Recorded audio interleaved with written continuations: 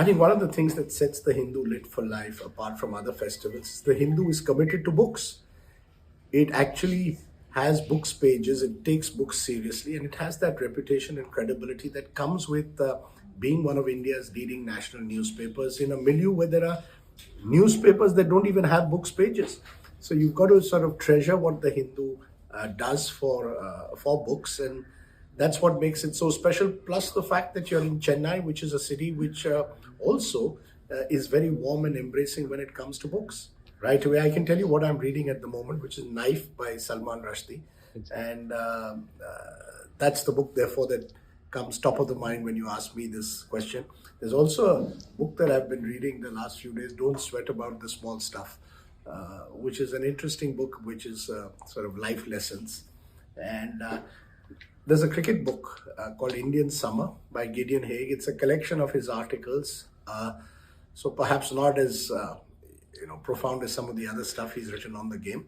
But these are the three books I've been reading over the last 10 days. So I guess that's the first, these are the three books that come to mind. Writing a book is tough. Getting up in the morning at 5 a.m. is never easy, but it is joyful once it's out.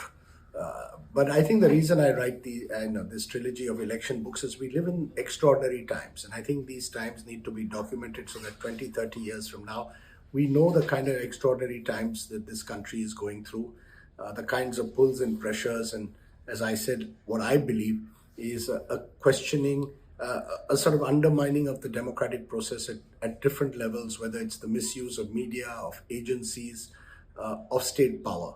And therefore, I think it's important to put this all down on paper. It's much better than a TV program, which is here today, gone tomorrow. And I think we have an information overload at the moment in society, but we have little knowledge.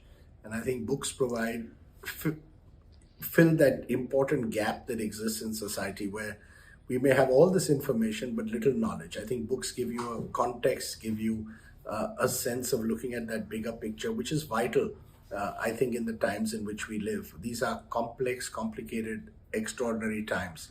And extraordinary times, I think, call for books to be treasured far more than before.